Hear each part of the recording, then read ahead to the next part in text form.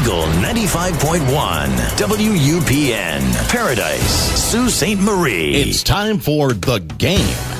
Eagle 95.1 proudly brings you The Game, the Twin Sault's only regional and national sports show. For the next hour, we'll get an in-depth look at sports in the Eastern Upper Peninsula and Algoma region and hear from coaches and players involved in The Game. Now, let's join Scott Nason at the Wicked Sister on Ashman Street in downtown Sault Ste. Marie, Michigan, for tonight's broadcast of The Game on Eagle 95.1. Time to play the game. Time to play the game!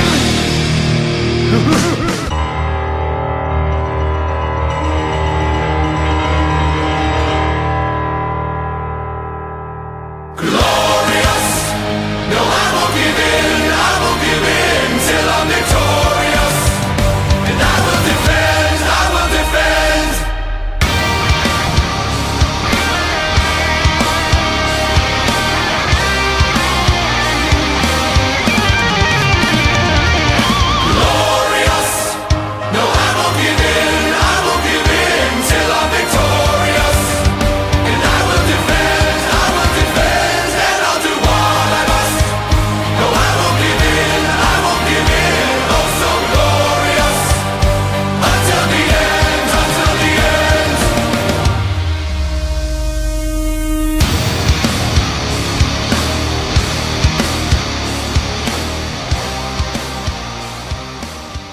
Greetings and salutations and welcome to The Game on this Monday night, February 5th, 2018. Scott Nason broadcasting from the Wicked Sister on Ashman Street, and lots going on at the Wicked Sister as always. And boy, was this place busy over the weekend with I-500 weekend and Super Bowl Sunday. And they have many things going on tonight. Come on down and join us for the live broadcast. Make sure you join Happy Hour every Monday through Friday from 2 to 5 p.m. There you can get $2 off of domestic beers. I should say domestic beers, bottles of beer, $2, and $1 off of draft pints and glasses of house wine. And Sunday is Fun Day, as they have $2 domestic bottles, $2 Bloody Marys, and $2 Bloody Caesars all day long. Our broadcast engineer tonight, Katie Woolen, back in the Eagle 95.1 studios. We are expected to be joined around 6:15 by Dave McCaig, who will get us up to date on the local hockey scene. We'll be talking Laker athletics at 6:30, and then at 6:45, Butch Davis from the Telegram News and Butch on Sports will be joining us, as it's a busy day in the world of Detroit sports. As breaking just this afternoon, Mike Patricia, defensive coordinator for the New England Patriots, well, he has just been named the Detroit Lions head coach. We'll talk to Butch about that and more. Now, the Game Sports Show is the 2-hour show here at the Wicked Sister. We broadcast from 6 to 8 o'clock, 6 to 7 o'clock on the radio. But if you want to hear the full 2-hour version of the game, along with our other Game Sports shows from Sault, Ontario, you can do so by going to the brand new podcast page. We just got this up and running this weekend. You can hear broadcasts of this show, along with the shows in Sault, Ontario, Brimley Bay's basketball, Sioux Eagles hockey, some Sioux High hockey games, along with Butch on Sports. And you can find that at the podcast page, thegamesportshow.podbean.com. Once again, that's thegamesportshow.podbean.com. We also have a website up and running. We're still constructing it, but if you want to hear any edition of the game from this year, go to the website of the Game Sports Show. It's easy, thegamesportshow.com. Well, let's get everyone up to date on the world of local sports. Let's start from this past weekend, high school basketball. Lots of games going on. A week ago tonight in boys basketball, Brimley defeated Newberry by the score of 78-37, as Tristan Lyons had 16 points in that one. Sam Hopper added 12 for the Bays. Engadine in boys basketball, boy, they had a good week, and they started off last week with the win at home against Big Bay Denok by the score of 81-46. Pellston defeated Pickford in boys basketball at the Purple Palace in Pickford on Monday night by the score of 60-41. One game in girls basketball involving EUP teams last week on Monday. It was Engadine winning on the road at Mid-Peninsula by the score of 49-41. Tuesday in boys basketball was all Petoskey as they defeated Sioux High at home by the score of 57-30. Detour got their second win of the season in boys basketball as they topped Maplewood Baptist by the score of 58-52. Girls basketball, Sioux High improved to 10-4 on the season as they won at Petoskey by the score of 53-31. In a game you heard on Eagle 95.1, Brimley and girls basketball fell at Newberry on Tuesday night by the score of 57-42. Lots of games on Tuesday night. Girls basketball, St. Ignace undefeated on the season as they roll over Pickford by the score of 78-33 in girls basketball. Rudyard upset Engadine on Tuesday on the road by the score of 51-49 in girls basketball. In Detour, the girls got their second win of the season as well on Tuesday night, defeating Maplewood Baptist by the score of 51-35. One game on Wednesday night in boys basketball. Engadine mentioned they had a very good week in boys basketball. They win at Rudyard by the score of 86-47. Thursday night, girls basketball. The big matchup of the week was at Sioux High, featuring the number 2 team in Class C. Girls basketball, the St. Ignace Saints taking on the Sioux High Blue Devils. And it was all Saints as they win by the score of 49-35. They remain undefeated, pretty much have a virtual lock on the Straits Area Conference title as the Saints will host Gaylord tomorrow night, while Sioux High now 10-5. They are at Sheboygan tonight. In a game you heard on Eagle 95.1 in girls basketball on Thursday night, it was the Engadine Eagles over the Brimley Bays by the score of 50-38. Michaela Deese had 16 points for the Eagles, while Kendra Carrick had 11 points for the Brimley Bays, who fall to 2-11, and Engadine improves their record to 9-7. Engadine will host Rapid River tomorrow night, while Brimley will host, always tough and very tough this year, St. Ignace on Thursday. Todd Olmsted will have the call of that one Thursday night here on Eagle 95.1. Cedarville and girls basketball, they remain perfect in the EUP conference, improving to 8-0 in the conference, 13-2 overall, as they defeated Rudyard on the road Thursday night by the score of 55-40. Cedarville will be at Detour on Thursday night, while the Bulldogs, now 4-11, will host Newberry on Tuesday. Pickford defeated Detour in girls basketball on Thursday night at the Purple Palace in Pickford by the score of 57-24. Taylor Apolka had 18 points for the Panthers, as Sierra Burton had 13 for Detour. So Pickford 11-4, still alive in the EUP conference races. They just have one loss in conference, as they will be at Engadine on Thursday, while Detour, now 2-13 on the season, will host Cedarville, that one also on Thursday. One other game in girls basketball on Thursday, it was Sheboygan winning at Newberry by the score of 56-41 in Straits Area Conference play. And Newberry now 5-9 on the season. As I mentioned earlier, they'll be at Rudyard on Thursday.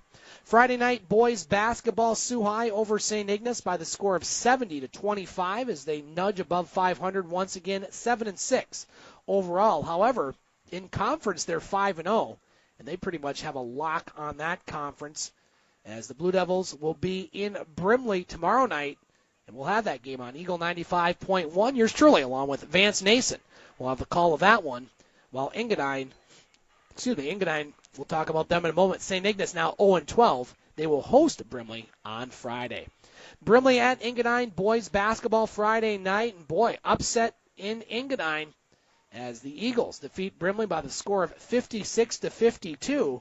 And so that really damages Brimley's chances for a Straits Area Conference crown. An EUP Conference crown, as they now have 2 losses in conference.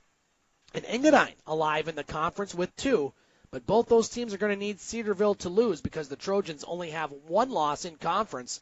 So with the win, Engadine improves to 9-4 in boys basketball. They are hosting Newberry tonight, while Brimley, as I mentioned earlier, will be at home tomorrow night against Sioux High in a big matchup. That's one of those ones that you circle when the schedule came out earlier this season. You look at it and say, boy, that's a big game, and it's a big one. We'll have it right here on your home for the Bays, Eagle 95.1. A couple other games in boys basketball on Friday night. Rudyard at Cedarville was the Trojans. defeating the Rudyard Bulldogs by the score of 74-60. As Cedarville improves to 11-3 on the season. And again, they only have one loss in conference. Now they're done playing Brimley. They still have to play Pickford once, and they still have to play Engadine once. I believe both those games are at home. So Cedarville controls their own destiny. And so the Brimley Bays and Engadine Eagles both kind of hoping that Cedarville slips up to give them a chance at the conference crown. They're at home tonight hosting Johannesburg Lewiston, while the Rudyard Bulldogs, 4-10 on the season, will take on Newberry. And one other game in boys basketball on Friday night. It was Sheboygan defeating Newberry on the road by the score of 59-40, as Newberry now falls to 2-11. High school hockey over the weekend, and a couple games you heard on Eagle 95.1. The Soo High Blue Devils were at the MIHL Showcase Invitational in Trenton, Michigan, and they went 1-1 as they defeated Grosse Pointe Liggett in a shootout on Friday night by the score of 3-2. And they had a really quick turnaround. They played the late game on Friday, and they were rewarded with the early morning game on Saturday at 10 a.m. And so hopefully the schedule makers, if they do this again next year, give Soo High a little bit better opportunities. That's a tough to play at 9 o'clock and then come back and play at 10. And Soo High lost on a Saturday by the score of 4-0 to Grosse Pointe South. So the Blue Devils 14-6-1 on the season, and they will be on the road Wednesday, just one game this week, as they will take on Traverse City, the Reps from the Bay Area, and Tim Ellis will be down in Traverse City for the call of that one. So that gets you up to date on what's going on in the world of high school sports, as our next guest, our co-host, has arrived, Dave McCaig, and we'll get to him after our next break, as we have a lot of hockey to talk about. We're going to talk about the Sioux Greyhounds and their impressive homestand, the number one team in all of junior hockey. We're also going to talk about the Wild West in the Northern Ontario Junior Hockey League, as the Sioux Eagles and Sioux Thunderbirds both in action this week.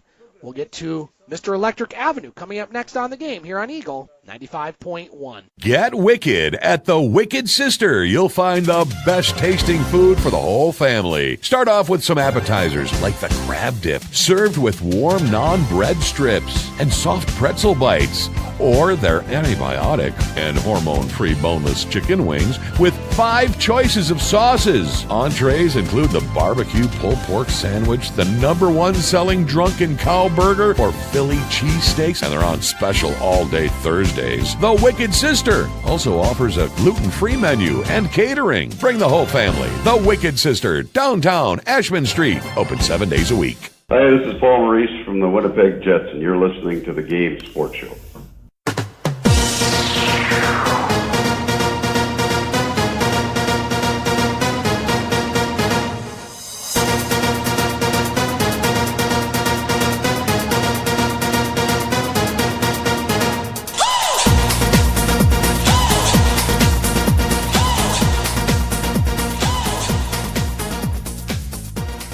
Welcome back to the game on Eagle 95.1. Scott Nason broadcasting from the Wicked Sister on Ashman Street on this first Monday in the month of February.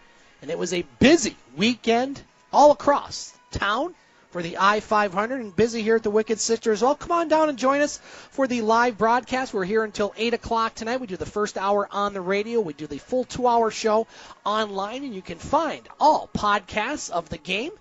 Not just this one, but the game in Sioux, Ontario, along with other selected broadcasts on the brand new podcast page of the game. And you can find that at thegamesportshow.podbean.com. Or go to our website. We're still getting it up and running, but it is online, and you can find it at thegamesportshow.com. Katie Woolen, our broadcast engineer tonight, back in the Eagle 95.1 studios, and joining us, host of the game in Sioux, Ontario, and co-host of the game here at the Wicked Sister. He's the busiest man in show business, Mr. Electric Avenue himself, Dave the Kegger McCaig. Kegger, how you doing tonight, sir? I can never top your introductions. I'm getting better at that. It's starting to roll off the tongue. Make me blush over here, wow. Scotty. How you doing, my friend? I'm doing wonderful, Good. Dave, as we're talking junior hockey here in this segment. We'll be talking Laker Athletics at 6:30, and then we'll be talking to Butch Davis from the Telegram News and Butch on Sports at 6:45, talking about the latest as far as Detroit Lions and their new coach, Mike Patricia. We'll talk more about the Super Bowl, if not this hour, Dave, definitely in the next hour where we talk about the world of sports in our roundtable. Absolutely. It's always good little fun topics we bring up to that roundtable, but definitely a big move by the Lions today. I like it. I'm a whole bunch of liking that for the Lions. Well, speaking of things to like, Dave, I'm liking the Sioux Greyhounds this year. Yes. They won all 3 games. They did have a 2-game losing streak a couple weeks ago, but they've had a 5-game homestand, and they have run the table. Recapping last week, the Greyhounds were at home on Wednesday night, shutting out the Sudbury Wolves by the score of 4-0 as Matthew Villalta made 22 saves in net for the shutout. Brett Jacklin, Taylor Radish, Morgan Frost, and Jordan Sambrook all scored for the Hounds on Wednesday night, and the Hounds were in action on Friday night. They jumped out to a 3-0 lead against the Saginaw Spirit. Saginaw scores 3 goals in the third period, sending it to overtime, but Morgan Frost scored the winning goal in overtime, lifting the Hounds to a 4-3 win at the SR Center on Friday night. Hayden Verbeek, Noah Carroll, and Taylor Radish also scored for the Hounds, and the Hounds were in action yesterday afternoon against Erie, and the Hounds skated away with another victory at the SR Center, edging out the Erie Otters by the score of 3-2. Taylor Radish has been everything as advertised. He scored the game-winning goal. He had a pair of goals, his 24th and 25th of the season. And so the Hounds right now, Dave, the number 1 team in Canada, once the rankings were released today, a record of 43-5-2-1. That's still unbelievable. They're going to hit the road this week, playing a 3-game set, Thursday at Niagara, Erie on Saturday, and Hamilton Sunday afternoon. Dave, the Hounds, I mean, is it just getting too easy for them? How good is this team right now? Oh, they're fantastic, and I had the luxury of being at the game yesterday against Erie before I had another luxury to watch the Super Bowl last night. But busy day. Busy day, absolutely, for sports-wise especially. But being at the SR Center yesterday, they did play Erie. Owen Hendrick came back to town for the Erie Otters. Oh, very good, yes. Friend and listener of the show. One that we plan to have a guest sometime in the very near future, who also had a very good game for Erie as well. I like to point out Erie played a very strong, hard-working game against the Hounds. I think the Hounds might have underestimated them a little bit yesterday. Erie played hard yesterday, and their goaltender played well as well. But the Hounds, that line of Frost, Radish, and Kachuk, oh my goodness, it's like watching rookie mode in a video game. Seeing what they do. They had the time on attack and the possession of their stats, and if you want to get all the Corsi and all the statistics, that's all a part of this game. That line defines what perfection is for chemistry and defines how a line should be. And all their attacks, I don't remember them being in the defensive zone for them, not because they weren't back checking. It's because they didn't have to be in the defensive zone. They were all offense when they started, and that line of cycling was great. Sambrook had a fantastic game as well. I know he had a little bit of a mishap that led to the second goal by Erie, but mistakes happen on the back end, but he was a good fit yesterday there with that line in the zone. It was just the Hounds were doing a lot of passing yesterday, I found, more than shooting the puck.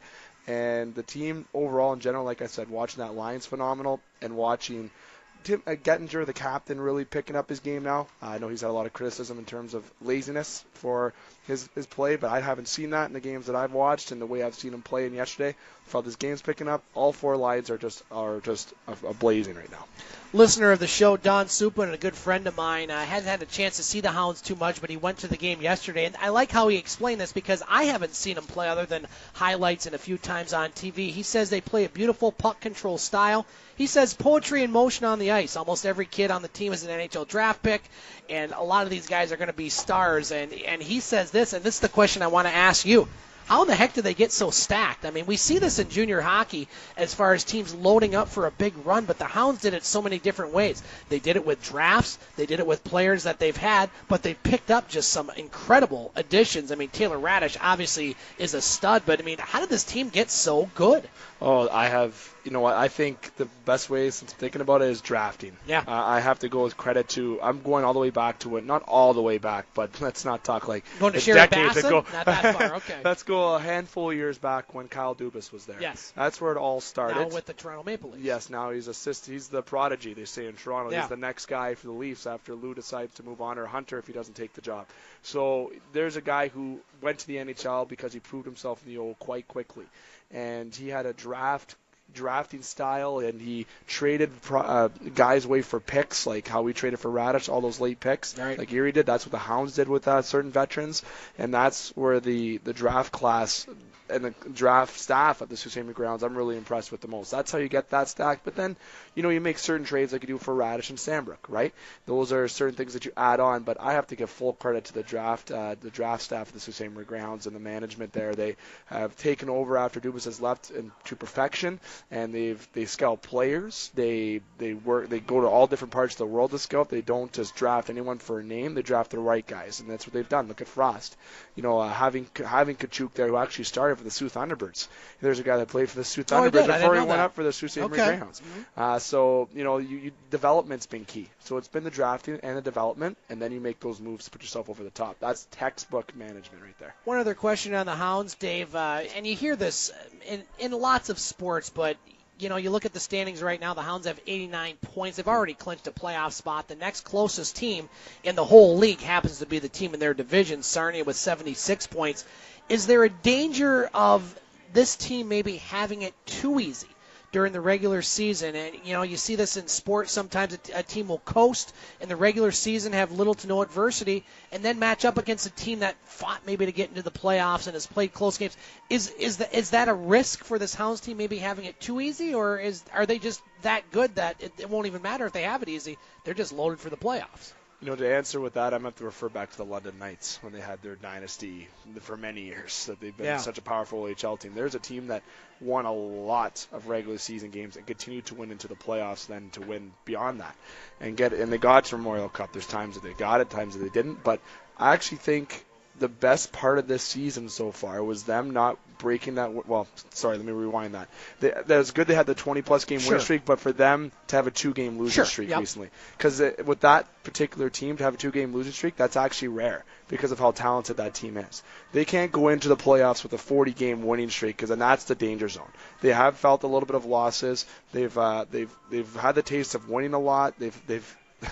They have games now against Erie where they didn't spank them. They didn't defeat them by a large margin. Even games against Saginaw, and Saginaw is a young team that's coming up that's really give the Hounds a little bit of grief. Even though the Hounds have beat them, it's still there's games out there where they're still learning. And I think going into the playoffs, the last couple of games, I don't think they're in the danger zone, because they've had the taste of winning, they've had the taste of losing, and they've had to work hard to win hockey games. They haven't won every game 6-1, 5-0, 10-0, nothing like that. A lot of games they've had to earn and work hard to do for. So in terms of the danger zone, I don't see it. I think this team hasn't had it easy. I think the whole OHL, they haven't played Hamilton a whole bunch, but Sarnia being in their division, that's obviously going to be the team they have to be cautious about. That's the team that's going to be their roadblock getting to the OHL Championship and the Memorial Cup. But I think the Hounds have the team that's still just better all around. And there's good, hard-working teams throughout the entire OHL. All teams are kind of equal after you look at middle of the pack down. I think it's an open field. So the Hounds in general, they're not in the danger zone. They're just adapting with all this new chemistry that they have, because Radish and Sandbrook are big parts of adding this new chemistry to the team, and they're going to have no problems, and I feel they're actually going to be perfectly groomed for the playoffs. And you can hear more Hounds talk on Dave's show on Thursday night from Sault, Ontario. Again, you can find that at the podcast page of the game. That's thegamesportshow.podbean.com, or go to the website, thegamesportshow.com. Other hockey from this past weekend, Dave, in NOJHL action. One game at the Puller. If you want to hear the audio broadcast of that one, you can go, again, on the podcast page, thegamesportshow.podbean.com. Notice all the plugs I'm giving that? Yes. Put a lot of work in that yes, this weekend. Yes, you sure did. Espanola at the Sioux Eagles. It was all Eagles as they win by the score of 11-4, as Jake Palmero, native of Sault, Ontario, and Nick Teckel had a pair of goals for the Eagles as well. They narrowed the gap in the NOJHL West Division. We'll talk about that in a moment.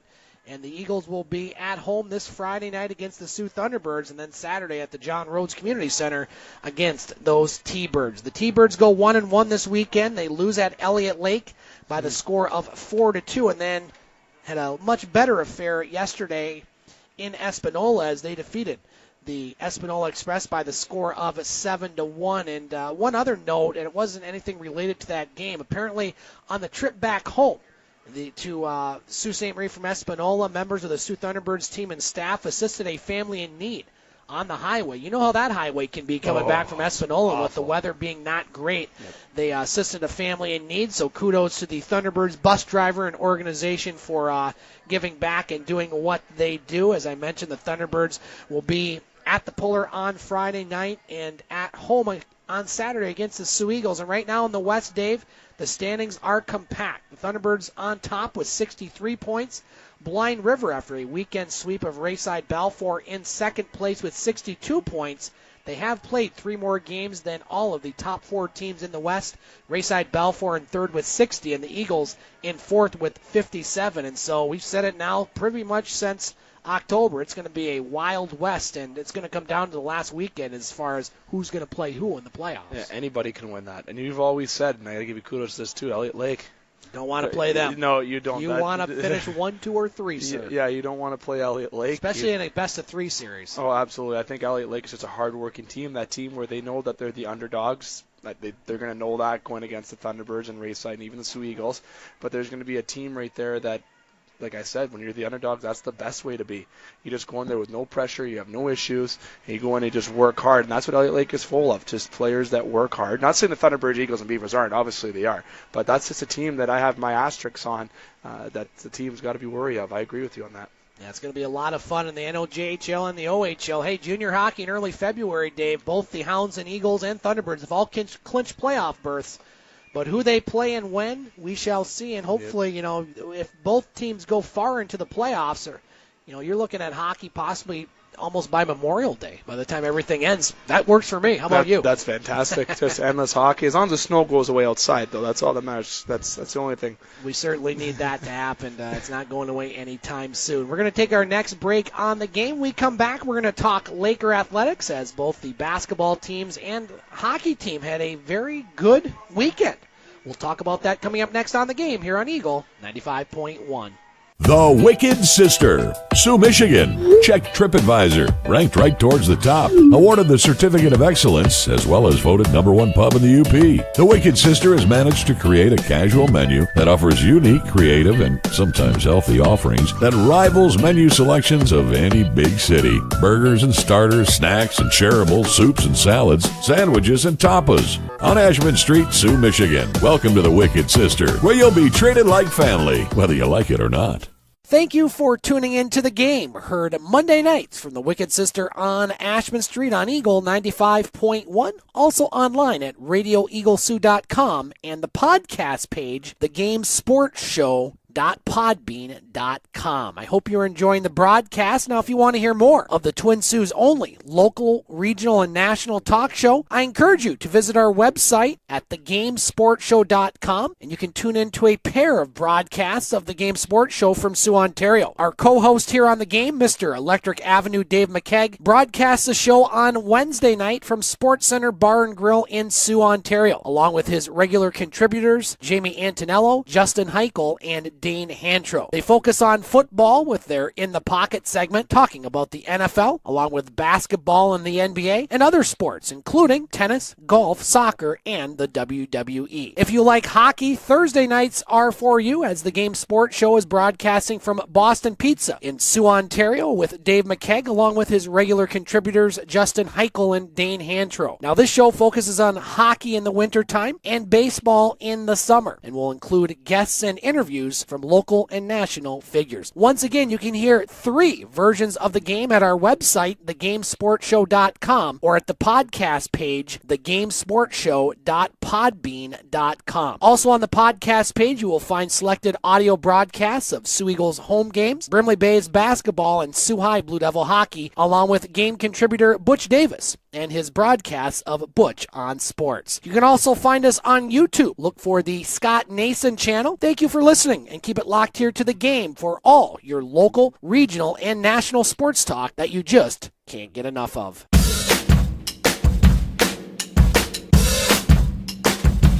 I say I'm too late. Got nothing in my brain. That's what people say. That's what people say. I go on too many days. Welcome back to the game on Eagle 95.1. Scott Nason along with Dave McCaig, broadcasting from the Wicked Sister on Ashman Street on this first Monday of February. And lots going on at the Wicked Sister. Come on down and join us. The post I-500 Monday. Always a slow night many times, as, boy, it was busy in town this weekend with the 50th running of the I-500, bringing lots of people to town talking to our bartender, Scott Marble, voted the best bartender in the Sioux, by the way. Yep, Rightfully so. He said he probably had his whole bills paid off this past month with all the tips he got because this place was busy. But hey, Wicked Sister still has lots going on, including happy hour Monday through Friday from 2 to 5 p.m. You can get domestic bottles of beer for $2 and $1 off of draft pints and glasses of house wine. And on Sunday, it's Fun Day at the Wicked Sister. $2 domestic bottles, $2 Bloody Marys, and Bloody Caesars all day. And Dave, you're sampling some of the food here at the Wicked Sister. What are you eating tonight? I think it's the spicy egg rolls is what it's called. Okay. You got the veggies and the chicken in there and wrapped up like an egg roll. A little bit of spice in there, and I have it with some Frank's Red Hot sauce. Oh. Put that on everything. Okay. Delicious. It's great food. Of course, this is Scott recommended. So when Scott recommends it, you know it's top notch. It is egg rolls. Yes, it is egg rolls. There we go. I got confirmation from the best bartender in the Sioux. That's right. Voted by the readers of the Sioux News. Yes, and not just Dave and I, although we did kind of stuff the ballot box. No, we didn't stuff any ballot box. Scott earned that on his own right. So we appreciate Scott and Kathy and everybody here at the Wicked Sister. Absolutely. That makes us a home. And again, don't forget, this is a 2-hour show. We do the second hour online, and we have a brand new podcast page for all broadcasts of the game. Dave does 2 broadcasts from Sioux, Ontario on Wednesday and Thursday nights. We do this one on Monday. And you can find all the broadcasts of the game on our brand new podcast page, thegamesportshow.podbean.com. And while you're there, sign up, follow us, or go to the website of the game, thegamesportshow.com. Coming up here in about 11 minutes, we have Butch Davis from the Telegram News and Butch on Sports talking about Detroit sports scene. We got to talk about Laker athletics as their basketball teams were both in action at home this weekend. Starting with the women on Thursday night, getting their first league win as they defeated Saginaw Valley State by the score of 63-60. As Natalie Peterson led the charge offensively for the Lakers as she scored 14 points off the bench. And it was the play of Abby Ostman who sunk a triple late in the game, St. Ignace native, to give the Lakers their second win of the season by the score of 63-60. The men had an easy time over Saginaw Valley State on Thursday as they defeated the Cardinals by the score of 87-54 as senior guard Akemji Williams had 18 points for the Lakers. And both teams were in action on Saturday. I had a chance to see the men's game. Let's start with the women as the Laker women fell to Northwood by the score of 77-58 on Saturday, as it was Tamara Novak scoring 25 points, matching a season high for the Lakers. So the Lakers 2-17 overall, 1-13 in conference. They have a tough matchup on Thursday at number 1 and defending national champion Ashland. And then they'll be at Tiffin on Saturday. And the men remained perfect at home, 9-0, as they defeated Northwood by the score of 81-62. It was Akemji Williams once again leading all scorers, posting 22 points on the afternoon, as the Lakers 17-5 overall, 11-3 in the conference. They will also be on the road this week. They'll take on Ashland on Thursday and Tiffin on Saturday. And Dave, Laker hockey, after really struggling this season, they're not out of the playoff hunt just yet, as they got a pair of shutouts at Bemidji State this weekend. The Lakers defeated Bemidji State, the Mavericks, on Friday night by the score of 2-0, as it was Nick Kossoff getting the shutout for the Lakers as he made 28 saves. J.T. Henke and Anthony Nellis scored the Laker goals. And then on Saturday, they follow up a 2-0 win with another 2-0 win, sweeping Bemidji State on the road by the score of 2-0, as freshman goaltender Markins Mittens had 36 saves in his first career shutout, as Max Hummets and Diego Cuglietta scored the Laker goals. Now the Lakers, they didn't even come home. They make the trip up to Alaska Anchorage as they will take on the Seawolves this weekend. So it pretty much comes down to this, Dave, looking at the standings. The Lakers now 8-20-4 overall, 6-15-3 in league play. They're in 9th place right now, so if the playoffs started today, they would not be in the playoffs, but they kind of control their own destiny, and let me explain. The Lakers right now 7 points behind Ferris State. Now, they play Ferris the last weekend of the regular season in Ferris, so those are 6 points that they can get. However, both teams have another series. The Lakers will play this weekend at Alaska Anchorage, a team that's on the very bottom. They've only won 2 games. However, they did beat the Lakers once. So if the Lakers could somehow get maximum points up in Alaska, that would put themselves only 1 point behind Ferris, who is idle next weekend. The Lakers will be idle the following weekend, and Ferris has to travel to Minnesota State, who's one of the top teams in the country. So really, the Lakers comes down to this. They got to win out. And if Ferris State can trip up once against Minnesota State, they'll be in the playoffs. And, a team that was pretty much left for dead after last week with all the road games remaining, who knows? I always like to say they're kind of playing on the house's money right now, Dave. They don't have many people expecting them to do much. Maybe the pressure's off. Maybe they'll have a good weekend this weekend. Absolutely. And like you said, they control their own destiny, and it's not impossible. The game of hockey is like every sport. Anything can happen at any given day. And when I was having a conversation with Captain Aiden Wright there, as you said, on the road, and he's extremely positive. His attitude is positive, and the feeling in the locker room is positive. And he knows, doesn't feel, he knows that the Lakers can do this and can battle to a playoff spot. And he expects nothing different. He expects his team to give 125% out on the ice and leave it all on the line, as there's no going back. They know they have to win out each game, and they know they have opportunity to do so given this weekend. Then Ferris has more of a tough schedule, but again, Ferris could win those two, but as long as you go down with a fight, that's the big thing. The Lakers are going to show that they care, and they're going to work hard. They're going to provide the fan base here in Sault Ste. Marie how it should have been from the beginning. Didn't have the start in the season that they wanted to have, but they can still make up for it by going hard and going out and hopefully getting into the playoffs. And Aiden expects nothing different from himself and his whole team to get into the playoffs. And I think with this schedule, it is friendly. More friendly than it is to Ferris State. And I feel that if Lake State can get to Ferris with being 1 point out, sure, the hunger and the momentum that is massive in the game of hockey, even having a week off that Ferris won't, but that week off would be great for the Lakers to have, that the momentum that the Lakers will have against Ferris, I think it just puts them over the top to be favorites that weekend and to squeak into a playoff spot. Dave, we've covered the local sports. We're hoping to get Butch Davis joining us here in a few minutes to talk about the Detroit sports scene, the breaking news today. We'll talk about that before we get to the Super Bowl, as the Lions officially hired Matt Patricia as their new head coach. Now, this was pretty much known over the past couple weeks. We didn't talk about it much here because, we like to deal in actualities rather than just rumors. Well, the Detroit Lions did announce today that they have hired Matt Patricia as the franchise's newest head coach, as Patricia brings 20 years of coaching experience in college and professional ranks to the Detroit Lions, including the past 14 seasons with the New England Patriots, as Patricia takes over for Jim Caldwell, who was let go after his third season. And, we're going to talk more about this later on, but, I hope he knows what he's getting himself into going to the Detroit Lions. This is a franchise that is basically the polar opposite of where he's come from, a team that has one playoff victory in the past 60 years and counting, a team that hasn't won the championship since 1957, a team that hasn't even hosted a playoff game since they moved to Ford Field in 2000.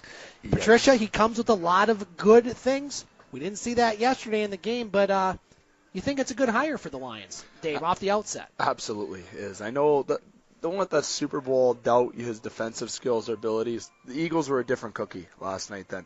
And as predicted from us, they're going to come out hungry. The Eagles were soaring last night. And they were hunting down some Patriots, those Eagles, yesterday. So I'm not putting any of the onus on absolutely anything with Patricia being the defensive coordinator. He's been there for 6 seasons under Bill Belichick.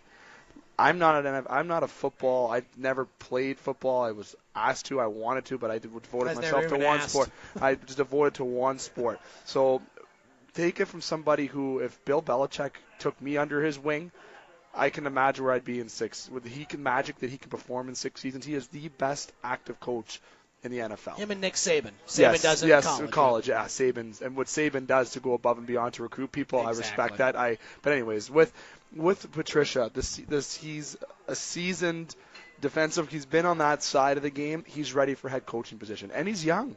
He's not my an elder. He's my age. Young. He's 23. Yeah, you're 23. Yes, he's 20. I was going to say he's turning 24 tomorrow. Add 20. He's still young in the minds of coaching for the NFL. So he's had the right teacher. He's had the right players around him to learn from and also utilize his skills and his strategies on. He's won Super Bowl rings with the Patriots, being a part of that organization.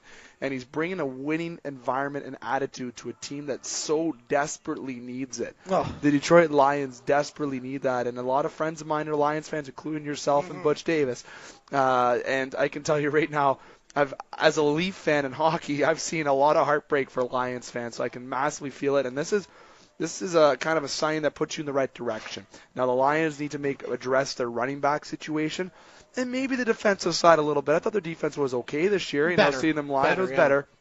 But getting that coach is the right thing. I'm sure Patricia went in there and said, look, I'm willing to do this, but I need my input on here. I want to put my taste, I want to put my recipe on this team, and I feel he's the right coach for this job. I just, for some reason, just his attitude on the sidelines, his explosiveness, I think he's going to fit perfectly in with the Detroit Lions organization, and good job for the Lions recruiting him, for sure. We're going to talk more about the Super Bowl in hour 2 when we have our roundtable, but real quick, Dave, before we go to our final break here in hour 1, I mean, what a fun Super Bowl it was. And boy, if you liked offense, it was your night. It was a record for most yards in a playoff game, period.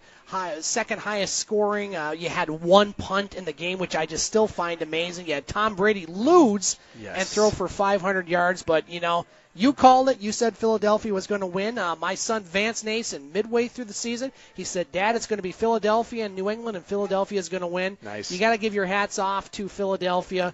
Their coach, Doug Peterson, their quarterback, Nick Foles, and the entire staff. I mean, that was just a well-played game. They didn't play just to play. They didn't play scared. They played to win, and boy, you know what? A guy that was coaching high school football 9 years ago, Super Bowl champs, a guy that was holding the clipboard about 6 weeks ago who didn't even want to play football as of the last couple of years. Yep. Philadelphia, their first Super Bowl champion. Your thoughts quickly? They I think should put a statue for Nick Foles for getting the first Super Bowl. Right by Rocky. Right on the Rocky there. And the only thing I got to say with the Philadelphia city is something that I'm upset about. Calm down. Yeah, a little bit, please. That was not a fan of that. But in terms not of the surprised. They boo Santa Claus. Yeah. That is true. That's tough. If you boo Santa Claus, you got some issues. Yeah, man. Absolutely. But just saying. And they also have a jail in their field apparently. Oh, but that's another side that we can get into in the second hour perhaps. But with the Eagles and the Patriots game, there was no defense in that game, I like to say. And that's coming from somebody. Patricia just left the Eagles to go to the Lions, but, and he was a defensive coordinator. But Foles kept it simple. The Eagles kept it simple. They never got pressure. They kept Tom Brady at bay. Even though Tom Brady threw for 500 yards, the Eagles bounced back. They didn't get let down even that fourth quarter when New England obviously came out pressuring with Gronkowski getting 5 straight receptions. At the end of the day, it was a great game by the Eagles. I'm not surprised. I was surprised by Nick Foles' performance. To be honest, I didn't think he'd do that good. I thought he would get by. He's fantastic. There's somebody who will probably be a backup next year because, let's be honest, he's not playing over Wentz. Did you have the prop bet where he caught a pass for a touchdown? No, I don't think there was one. If anyone ever had him in Vegas getting a reception touchdown, they are literally retiring today because that was a 0% odds. Yeah, So it never happened. It's never happened in the Super Bowl. And then Brady misses a pass. That was a great play. Yeah, that was definitely Swartz. Who's the Eagles coach? I always forget his name. Peterson. Thank you very much. Peterson. He definitely wrote that up and had that in high school and recommended it because that's the type of plays you see in high school. That was a great game overall, and kudos to the Eagles. I'm so happy they won. The bar was excited over in Sault Ste. Marie, Ontario. There's Steelers fans, Packers fans, Saints fans all coming together to become Eagle fans against all the Patriot fans in there. So good job on the Eagles coming out on top. We'll talk more about the Super Bowl in hour 2 for our roundtable. We'll take our final break on the game. We come back, we'll talk more about the Detroit sports scene. We'll talk some Toronto sports. That's coming up next on the game here on Eagle 95.1. Get wicked at Wicked Sister. You'll find the best tasting food for you and your family. Start off with some wicked appetizers like the crab dip, served with soft pretzel bites and warm non-bread strips, and delicious boneless chicken wings that are antibiotic and hormone-free with 5 choices of sauces. Try the barbecue pulled pork sandwich or the #1 selling drunken cow burger and the chicken caprese flatbread. Check out the Wicked Sister gluten-free menu and catering. The Wicked Sister, downtown Ashman Street, 7 days a week. Hi, this is Joe Bowen, and you're listening to the Game Sports Show from Sault Ste. Marie.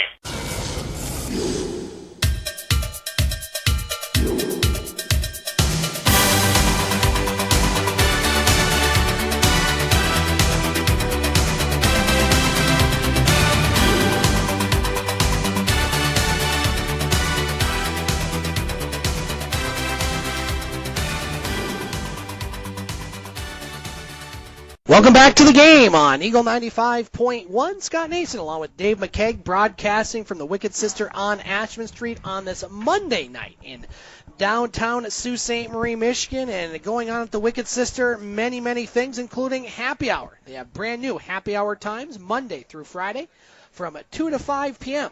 There you can get $1 off of all draft pints and glasses of house wine, domestic bottles of beer, just $2.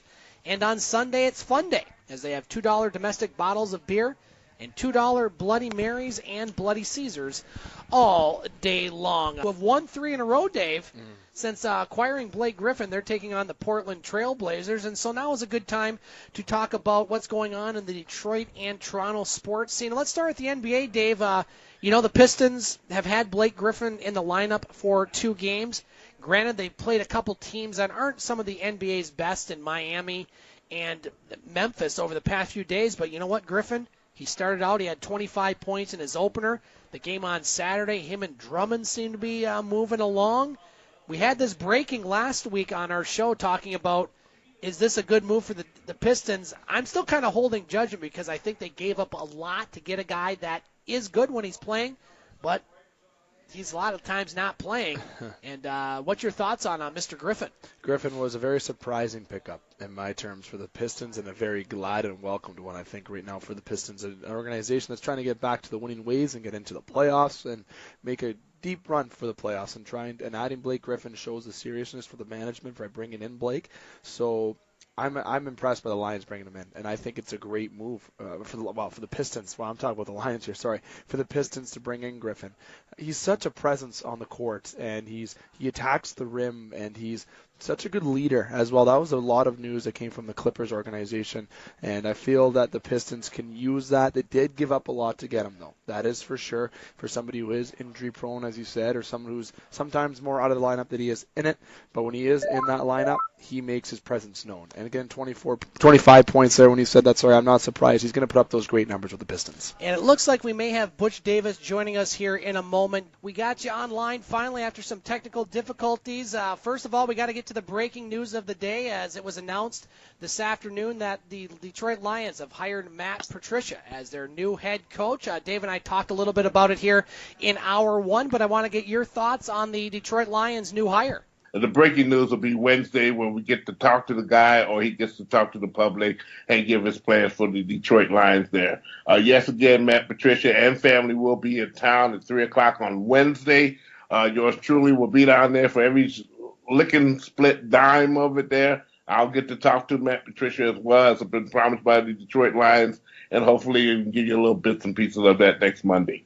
Yeah, this has been a well-known event, but it was officially announced today, and so that's where we wanted to let our listeners know that it has been made official. Butch, the Pistons in action tonight. They're taking on the Portland Trail Blazers at Little Caesars Arena. The Pistons 3-0 since acquiring Blake Griffin, winning the 2 games that they've been with him in the lineup against against Memphis and against Miami. The Pistons, what's your thoughts on what's going on there? Andre Drummond has been the player of the dimension since Blake Griffin came on into the play there. Matter of fact, Andre Drummond was announced today by the NBA that Andre Drummond is the player this week for the East there. He's the player of the week there. His magnificent play, 2 double-doubles of 20 points or more for offensive rebounding as well as scoring. It all started off with the Cleveland Cavaliers on last Tuesday night when they beat the slop out of them. It just migrated when Blake Griffin got in there. Blake Griffin got a long way to go at getting used to the team and the fans. He brings something that the Detroit Pistons do not have right now, or did not have before he got here, and that is an alpha dog mentality. They don't have that leader in the locker room. Now the Detroit Pistons finally have that leader in the locker room who's not afraid to say something, not only to the general public, but to the media, to the players, and even maybe to the coach when something's right or wrong or ugly here. And that's significant when you're trying to get a championship team together. The Detroit Red Wings lose their last game at Florida by the score of 3-2, Butch, ending their 2-game winning streak, as they will be at home tomorrow night taking on the Boston Bruins. The Red Wings right now 21-22-8 on the outside looking in. Give us an update on the Wings, sir. Well, I talked to Jeff Blasco this afternoon, as today was Kids Day in the city of Detroit. We've got down and put a floor lower from the Joe Louis Arena, not Joe Louis Arena, but the Little Caesars Arena there, the practice facility there, as he hosted a total about 3,500 kids of Detroit public school systems, of some values and also some skating techniques, and also getting to meet the players and the coach. I talked to Jeff for about 2 minutes, and he said, really nothing right now, but we're finally meshing in the younger players into the old. There's going to be some changes made. You know that. I know that. General public probably knows that. But there's got to be some changes as far as some of the players who are not putting in the time there. We got to let these young players come on up, and that's holding everything up. So right now, you'll see some changes made within a couple of weeks or so. Butch Davis joining us on the game. You can find him on Facebook, butchonsports.com, and you can find his podcast, on our new podcast page, thegamesportshow.podbean.com. Talk about Super Bowl now. What do you think about it? How good did you like it here? Philadelphia Eagles and champions. I know you people who like the Pats and whatever it may be. Hey, stick it. Come on, you people. Come on, Butch. Come on. You know, I'm a happy guy. I have relatives all night wearing the crap out of me here because they won and jumping off of ceilings and whatever it may be, burning down the city here. I kind of figured before I go visit Philadelphia again, I'll let it get put back together again.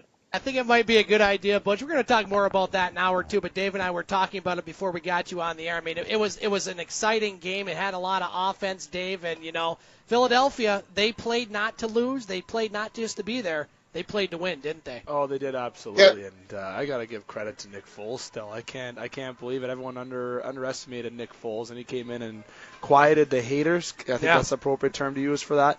And I think at the end of the day, there was no defense in that game, with a total of over 74 points getting scored in that game from both sides. But, you know, the Eagles worked hard, and they didn't crumble under the pressure when New England was storming down the field in the fourth quarter.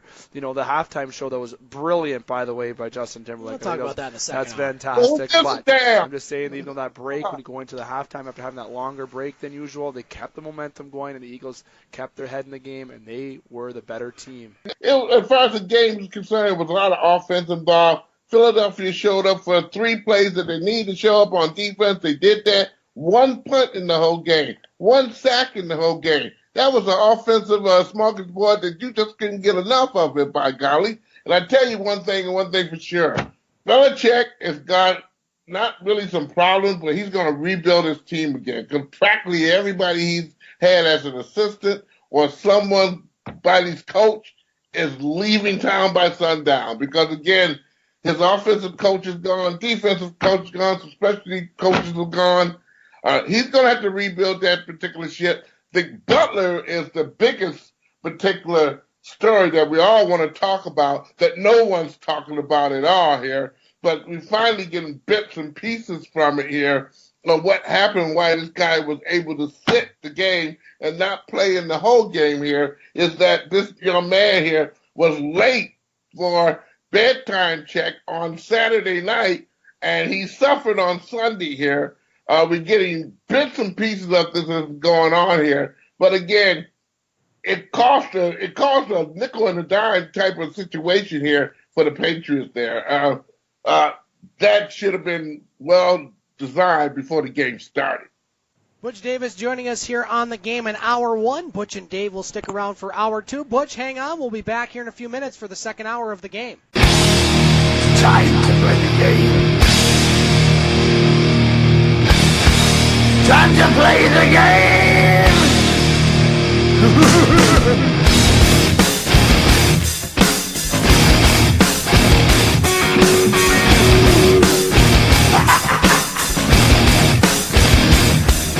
It's all about the game and how you play it. All about control. And if you can take it, it's all about your debt. And if you can pay it, it's all about pay. Who's gonna make it? Welcome back to the game on Eagle 95.1. Scott Nason, along with Dave McCaig, broadcasting from the Wicked Sister on Ashman Street, and hour 2 of our sports show. Now, the first hour we focus on local sports along with some regional sports.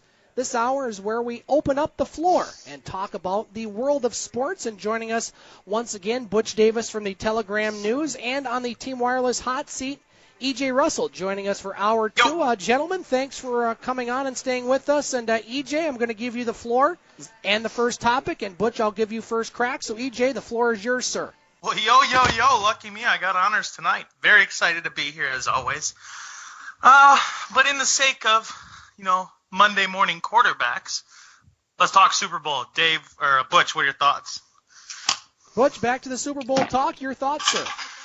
It was very entertaining. It was about the most entertaining Super Bowl we've had in a very long time here. There's a lot of offensive play involved. There was a lot of little mystery involved in certain portions of the game. Very little defense to write home about. We did see some action shots as far as a couple Patriots getting knocked on the keisters there. And we had to say what team was very physical. I couldn't give you a balancing act on that particular there. Harrison was very physical for the Patriots.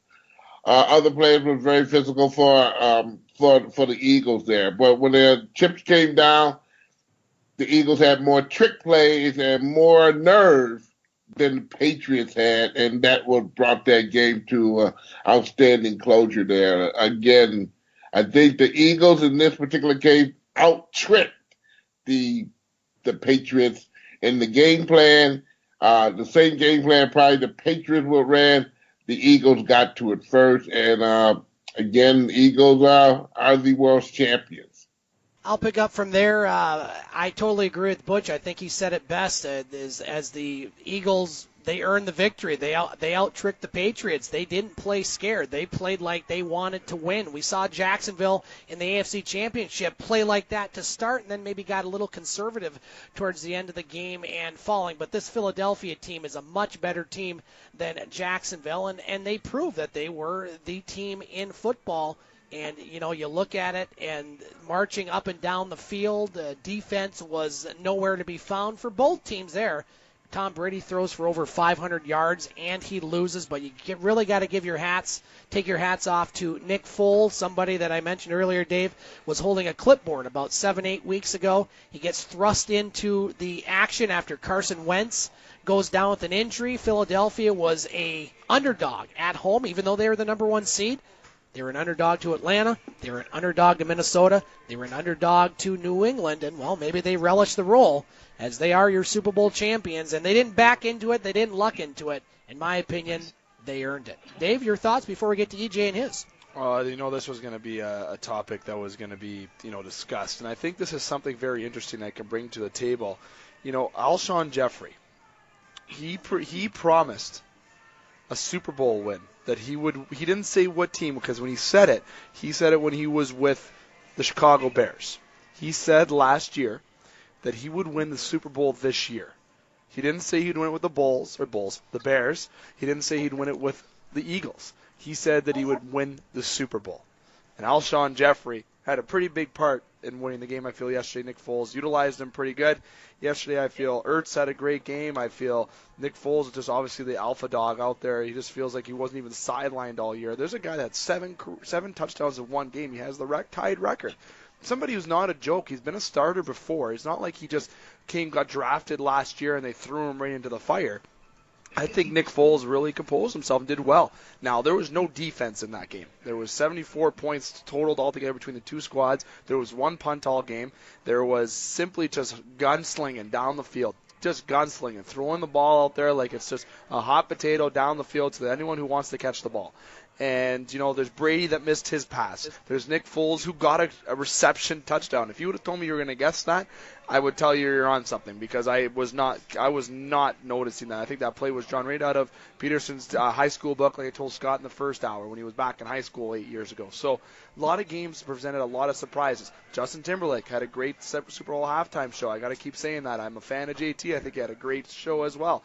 Just all around the game was just generally entertaining, and to see Brady go down and lose and drop to a 5-3 Super Bowl record, which is also quite impressive, is something that I was looking forward to see yesterday. Nick Foles, having him win the MVP is such a great story. Like Scott said, somebody who's on the sidelines and somebody who was not even thought about who's going to start. You thought Carson Wentz was going to lead the Super Bowl this year. It was Nick Foles that won the Super Bowl for the Eagles yesterday, a big part of it. It wasn't 100% Foles, but at least I think 50% of it was Nick Foles. He was calm, he was collective out there. The whole team was balanced all around. They didn't get upset, or they didn't get, not upset, they didn't get pressured, or they didn't feel any kind of pushback or nothing. They kept the foot on the gas, even when the New England Patriots were pushing down the field. E.J. Russell, your thoughts on your topic, sir? Everyone wants to talk about Nick Foles this and Tom Brady that, but really the best quarterback in the game was Trey Burton, number 88, tight end of the Philadelphia Eagles. 1 of 1 passing for 1 yard with a touchdown. Perfect QBR at 100 right there. And I understand that he wasn't the best quarterback in that game, okay? But the reason I'm deciding to point this out is like you guys were saying, Peterson didn't hold anything back, and he put all his chips on the table in that football game and used every play that he could. He was aggressive. I love the going for it on fourth down.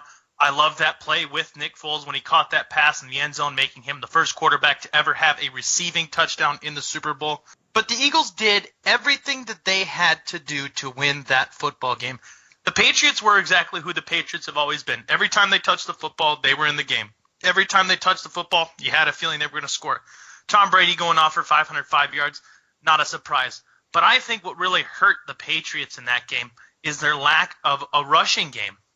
Leading rusher in the game was James White with 45 yards and a touchdown versus the Eagle, who had LeGarrette Blount, Jay Ajayi, and Clement all going off from that backfield position. Clement actually being the leading receiver for Philadelphia in that game with an even 100 yards and a touchdown.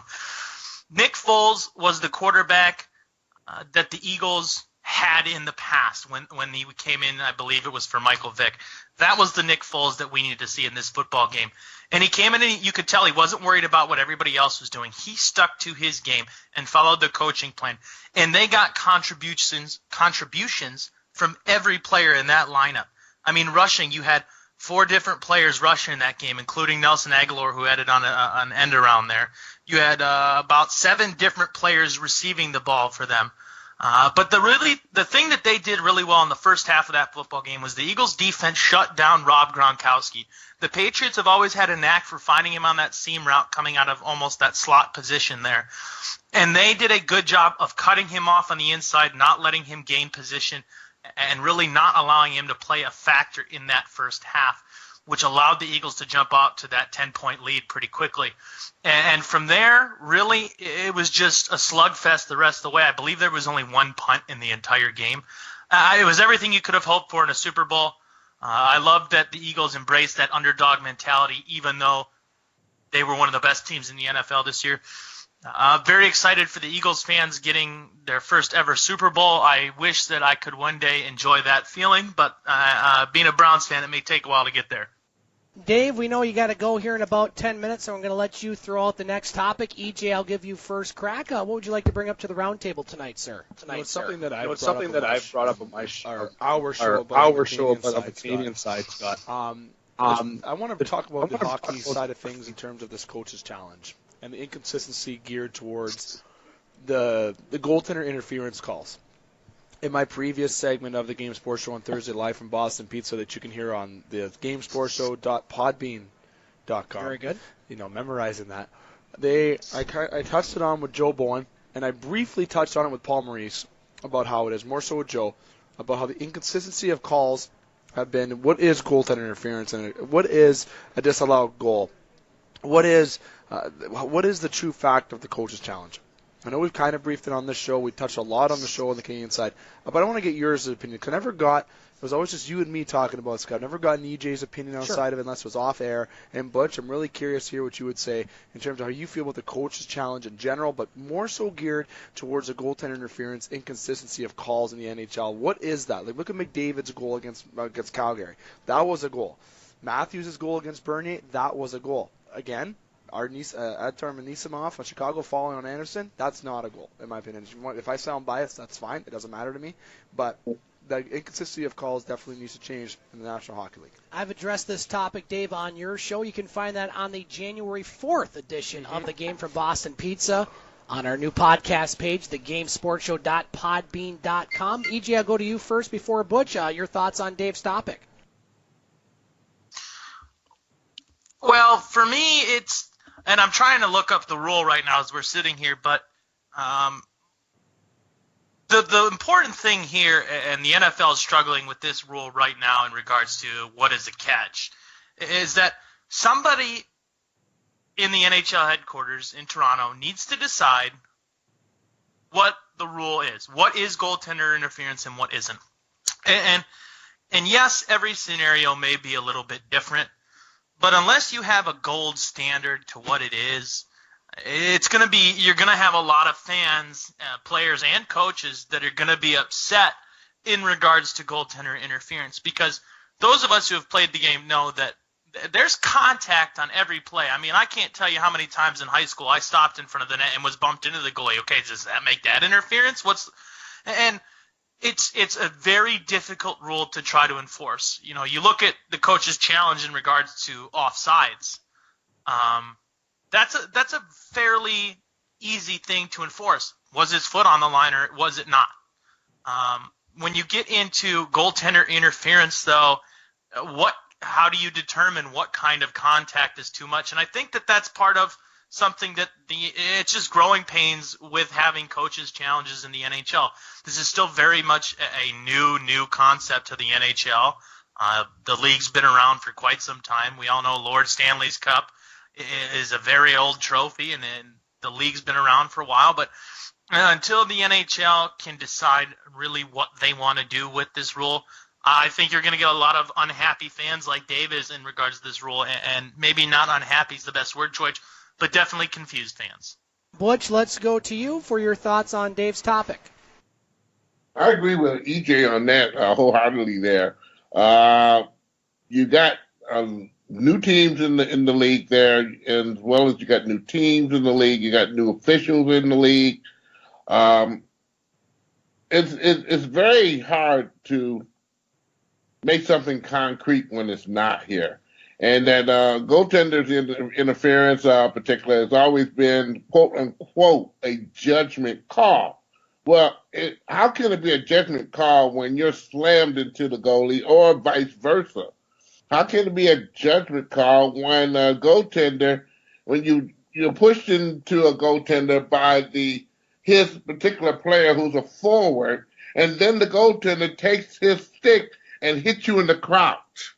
And then they don't see that, but again, now you're jumping in with the goaltender and doing a lot of other things. There's nothing really has ever been concrete with that particular rule. It's always been a judgment call. So I think the National Hockey League has to come to terms that it's no longer can be a judgment call.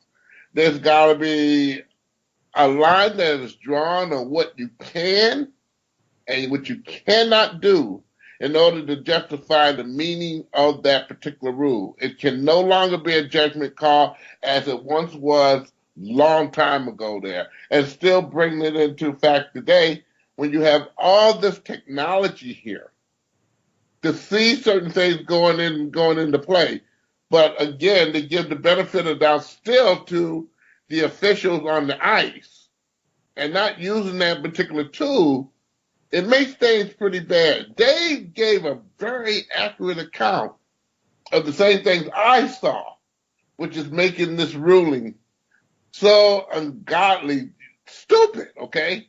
But they're going to have to come to terms that it's no longer can be a judgment call. Goaltender interference is not a judgment call anymore. Either you did it or you didn't do it, and this is the reason why. They got to come to a certain ruling on that. Dave, let's go to you for your thoughts, and then we got to get to your thumbs up and thumbs down so you can get the heck out of here. I'll never. That interview I had with Joe was he brought up a very good point, saying that they use an iPad when they get the call that they want to get right. And yeah, they call into Toronto, and they kind of don't apparently. And I'm not quoting Joe on this, just so everybody knows. Sure. This is from another outside source, but the referees are the ones that Toronto lets make the call. Toronto's just on the other line saying, hey, from what I see, it's whatever. It's a goal. It's not a goal. Toronto has more of an influence on high sticks. That's one. Offside calls. But they utilize more of the tablet for the goaltender interference, but the refs apparently get more of the say in that call because they were right there in the middle of the action. Now, if that may be true, that may be not true. To say once again, we don't like to discuss rumors. We like certainties on the show especially. But from what I hear, that influences my discussion and opinion a bit more in terms of I feel the need to get this call right. The whole point of bringing in the Coaches Challenge, the National Hockey League, or even having it in the NFL, or to use it in any other sport profession to be considered, it is to get the call right. MLB incorporated, I think, 2 years now, with being out at first base. Look at Armando Gagliaga. I can't pronounce his last name correctly. The Tigers. Right. 2008, I believe he had that no-hitter that he lost against the Cleveland Indians. I think Butch might be able to say the team that was, but at the end of the day, it is to get the call right. And with the goaltender interference, McDavid's goal was a goal. Matthews' goal was a goal. And Patrick Kane's goal was not a goal with Chicago. So now that's the Leaf fans saying that about the Leafs. I understand, but there's been numerous calls in the National Hockey League that has not had the right call. There's been a lot of missed offside calls. There's been missed no-goal calls. And I am a fan how you could, when they say, I had a friend say, bring back when you have a foot in the crease, it's no goal. I disagree. I feel that when you're a goalie, I know that's your crease, that's your area, but the crease is mostly used for a goalie to kind of pinpoint where they're going, and that's their home. Now, if you have a foot in there and they want to bring that rule back, so what, so be it. But if that's going to bring forth the consistency of getting the call right, then I agree with it.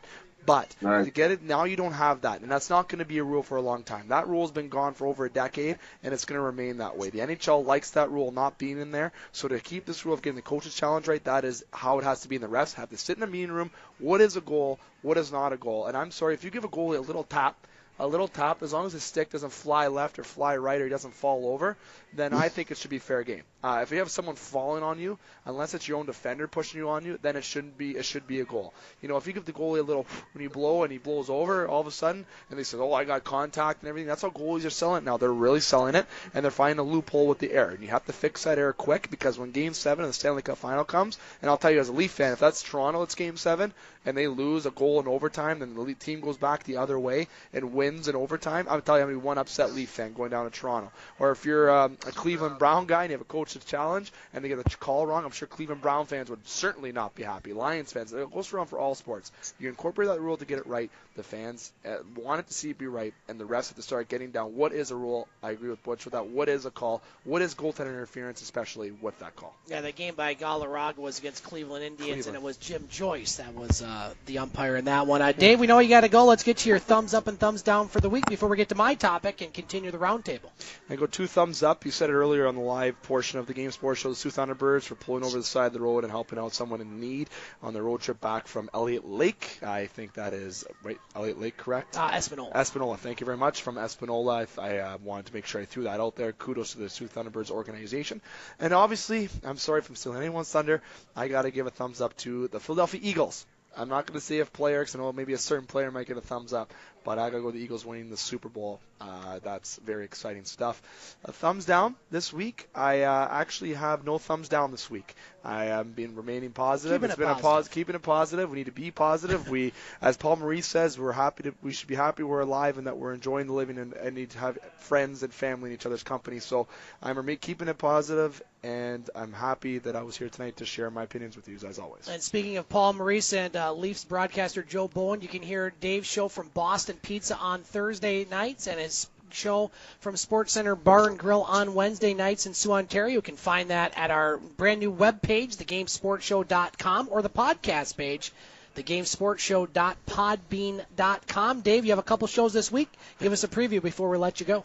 Wednesday, we're going to have our last in the pocket segment of the season, and then we're kind of going to change the format a bit. We're going to have a roundtable discussion at Sports Center for the second part of the show. Thursday, we'll be at Boston, and that's at 9:30 at Sports Center, may I add, for that. And Thursday, we're going to be at Boston Pizza, usual time again at 9:30. We have a couple of guests projected, no not hound guests, unfortunately, as they're on the road. We might get a call in, but I'm kind of in discussion with Brad Kochmilio, actually, to come on the show. Nice. Who's a media Koch. guy, Very good. and a good guy who has a very good sports perspective in Sault Ste. Marie. So going to get him on next week, as we don't have a show here on the game.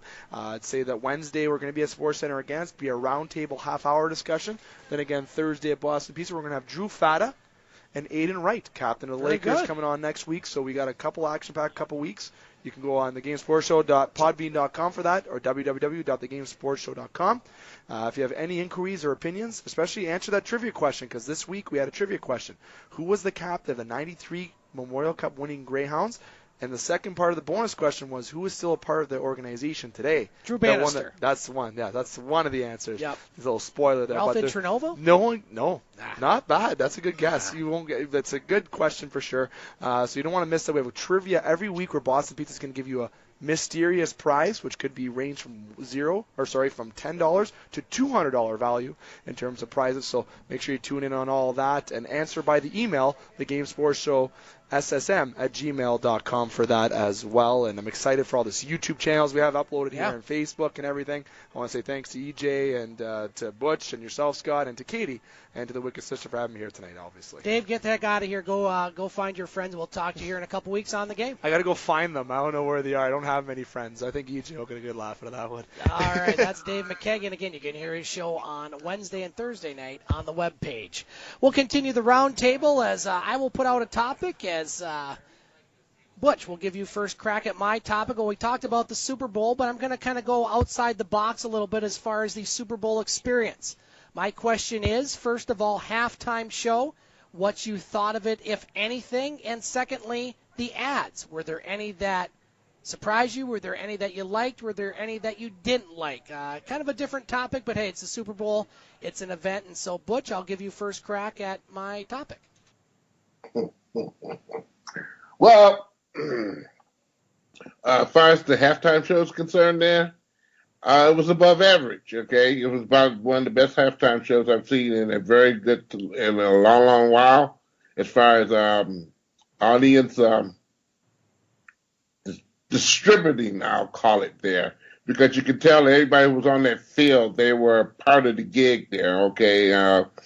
1,000 dancers or 1,000 people jumping up and down at the same time there. You could tell it was all scripted and everything there. So those portions I don't like. I never have. I never will.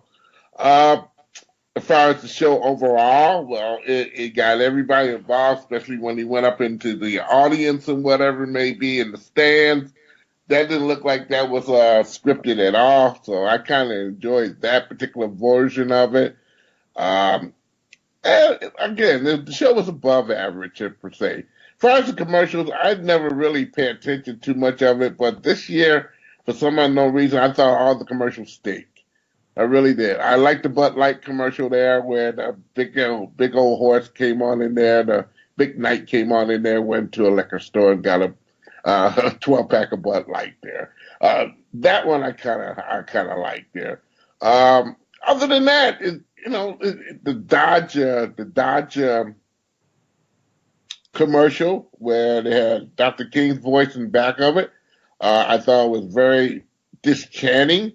If any doggone thing there, I think they're playing on a month of Black History Month and also a person to get to sell trucks, and I thought that was just very, very unconscious. And I put it that way for the Dodge Chrysler Corporation to put something of that nature.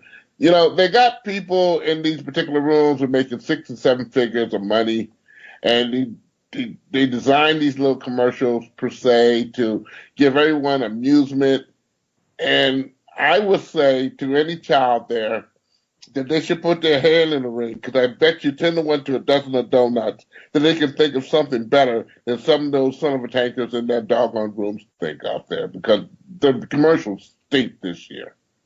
EJ Russell will go to you next, but before I do, I have a very special message from Kathy, the owner here at the Wicked Sister, and she says if you do not respond to her text, you are fired as Uper UNICEF.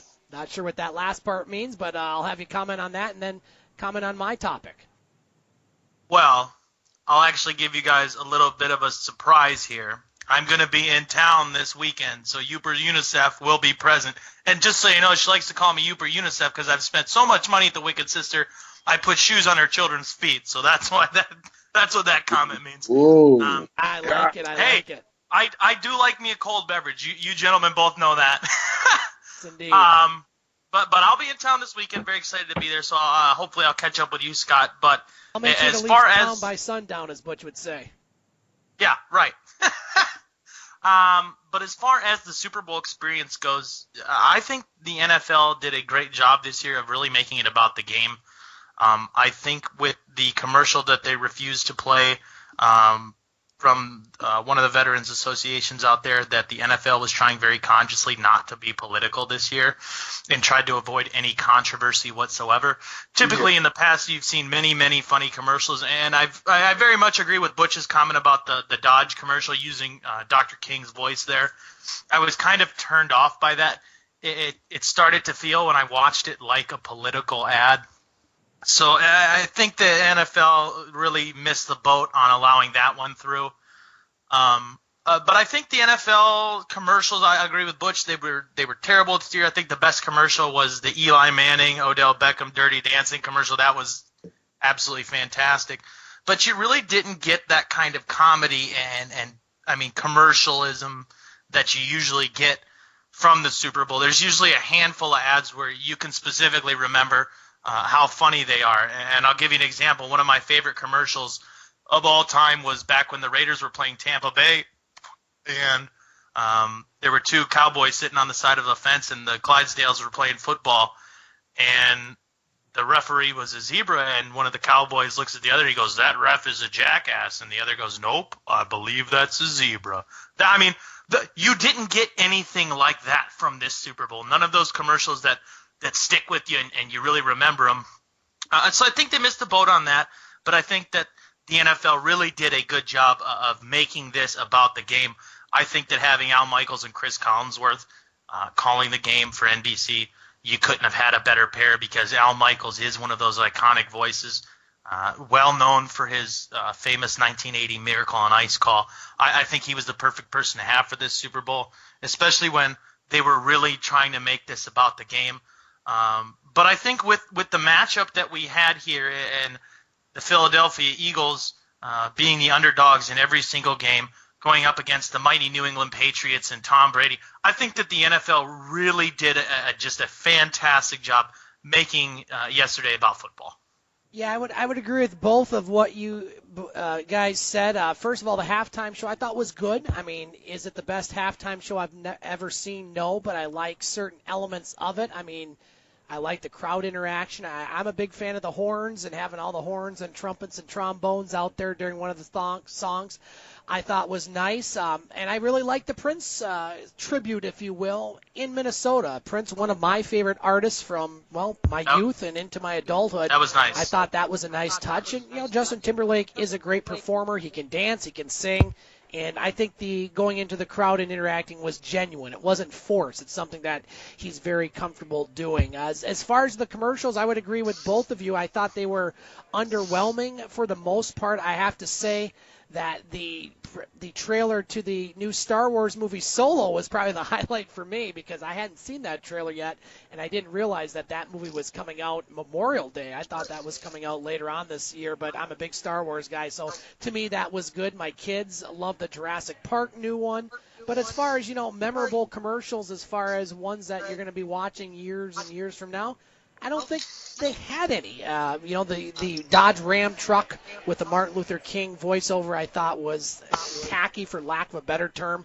I mean, to sell trucks, and you saw some of the other commercials as far as the commercials having nothing to do with the product that they were selling. So, and I agree with EJ. I thought the NFL did a very good job to be as non-political as you can be during these times, which is pretty hard. And you look at the ratings, which the NFL has seen this year, as they have declined for various reasons. I think the NFL was very cognizant of trying to make it as non-political as they could be. Butch, any final thoughts on that? We have time for maybe one more topic or two, so I'll give the floor over to you, sir.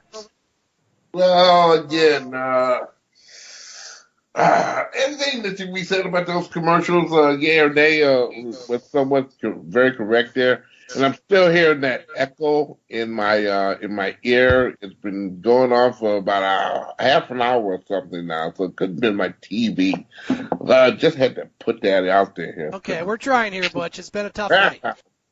Yeah, I know. And it's snowing here right now.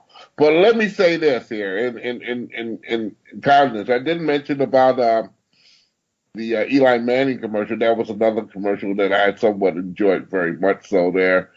Like I said, it was very generic there. The show was very good. I don't want to say the NFL gets the proper stirred. I think sometimes we use that word very loosely here, as is to say that a game is set up, okay? And I don't want to think that, as much as many people think it is a setup practitioner of the NFL going in there and deciding who should win and who should lose there, per se, which I hope that's not the case. I kind of want to just say that the two teams just came in and threw everything out the window, and they just played some ball. And for that, we, the fans who watched that particular game, got a very entertaining, majestic type of game that it ended with Tom Brady sitting on his can, okay? And still, the game was not over. Still, they had an opportunity to win there. But again, when the Eagles had to show up on defense, they did. And the game was right, okay? And I enjoyed it tremendously there. Well, EJ texted me a couple topics of interest, and I'm going to throw one out here, guys. EJ, I'll give you first crack. I like talking about the Olympics, as the Winter Olympics will actually be starting on Thursday night in South Korea, as the opening ceremonies will be on Friday. EJ, I'll go to you first before Butch. What are your thoughts on the Olympics, Winter Olympics 2018? Are you excited? Oh, I'm sure as heck excited. One of the things that makes me most proud every 2 years is when I get to put on my nation's colors, whether it's my USA Nike shirt or my 1980 Olympic team jersey. I get amped up for the Olympics, and I love that I can turn on NBC at any time and watch whatever is on. I'm usually one of those people, and I'll tell you that in my Team Wireless store here in Escanaba, I will certainly have it on our big TV screen, which if you ever haven't had a chance to come up and check it out, the TV is actually 9 TVs all glued together as one. It's fantastic, but we'll have the Olympics on there. I love the fact that the Olympics is a great venue where you can get all different kinds of people of the world together in a competitive, friendly nature. And that at the end of the day, all it comes down to is being the best version of yourself on that given day and representing your country in the best possible way. I'm just so excited. I believe it starts quickly. We have some figure skating competitions to open up the Olympics. Being a hockey player, I usually didn't like the figure skaters because they put holes in the ice, which was no fun for me. But I'm excited to see what kind of show Korea puts on here in Pyeongchang. I know we talked about this in the past, the North and South Korean teams deciding to come together for the hockey tournament there. I think that's going to be a lot of fun. One of the most exciting things for me that I really enjoy is the women's hockey tournament. And I have a little bit of bias there because Kelly Stack, number 16 for the United States women's national hockey team, is a Clevelander. In fact, she went to my mother's school, and she is a friend of mine. So I'll be sending her some messages here shortly to check in with her and see how things are going there. But just can't wait for the Olympics to get going. You guys know me. I'll be flying my colors proudly. Unfortunately for everyone this time, my colors aren't clashing with any of yours. The red, white, and blue is going to hold true, and I cannot wait.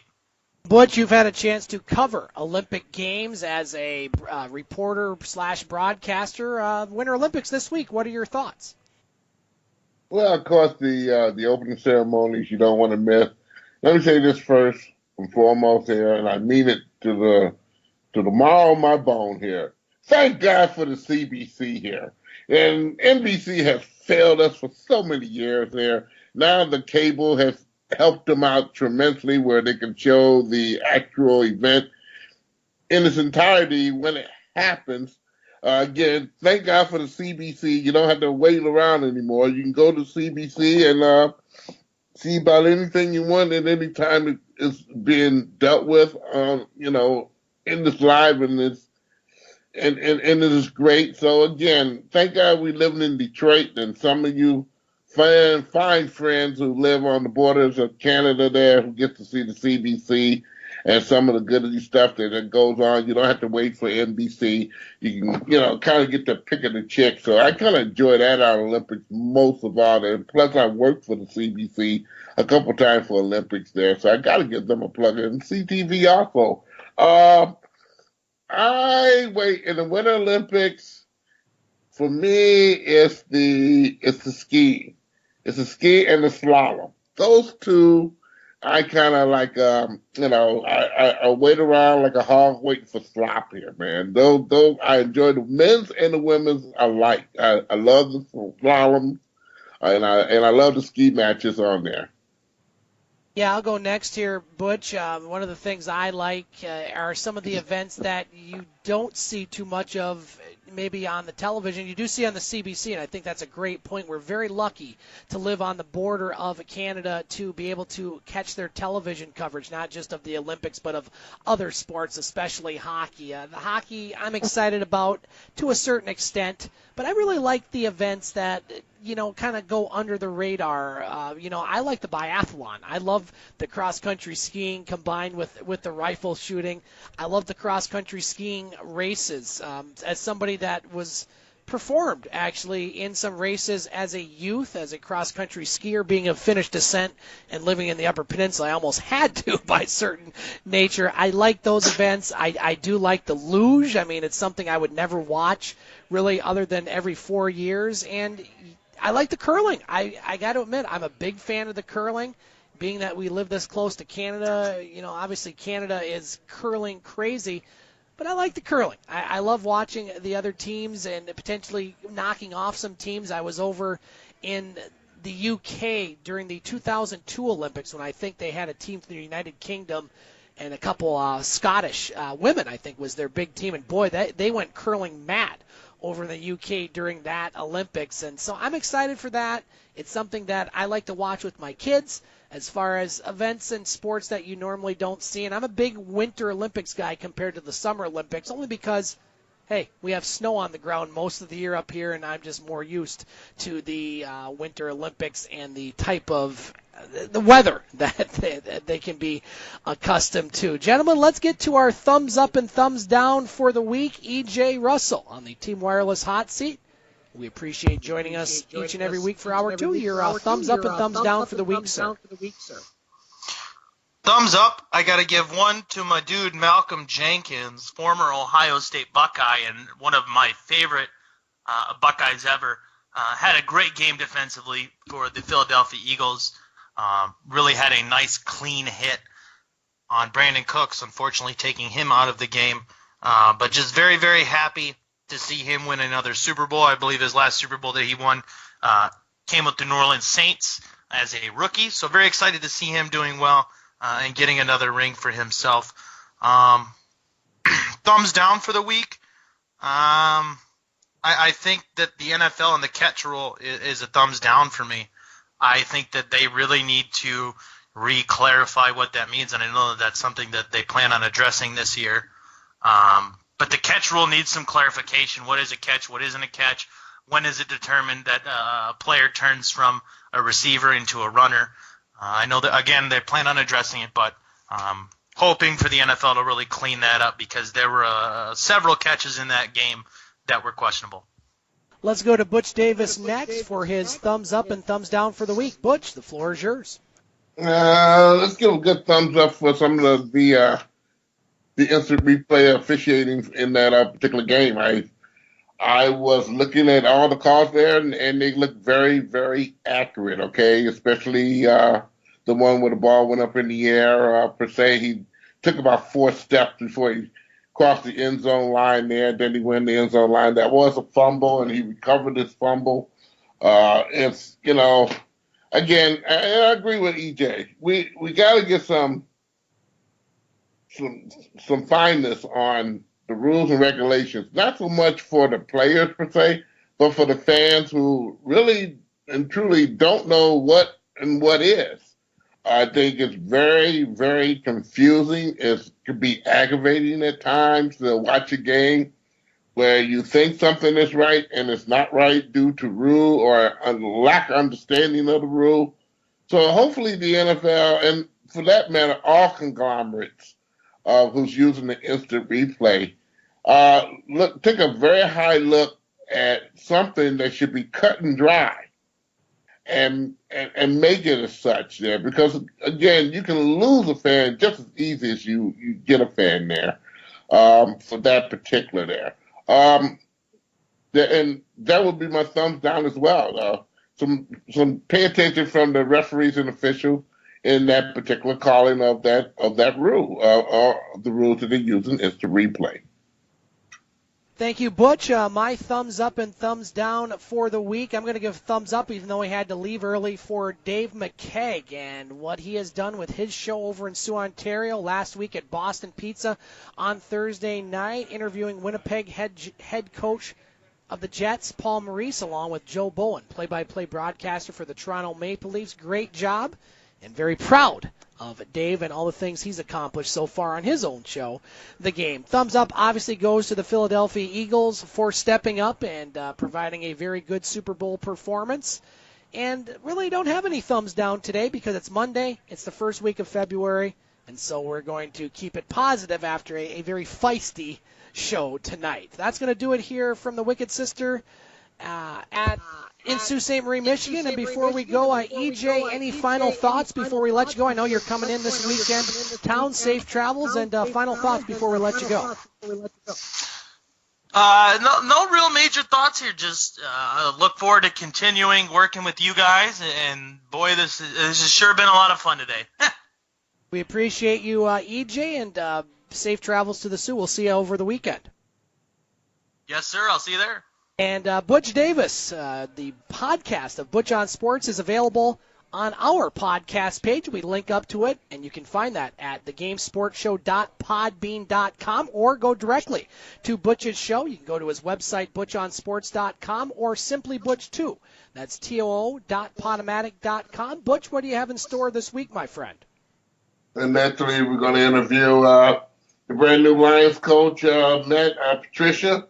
We'll also have a fireside chat with Mr. Gardenheimer of the Detroit Tigers this week there before he heads down to Florida. And just a close watch on the Pistons and the Red Wings. It's getting down to the nitty-gritty now where both those teams got to do a lot better instead of doing a lot worse to get in the playoffs.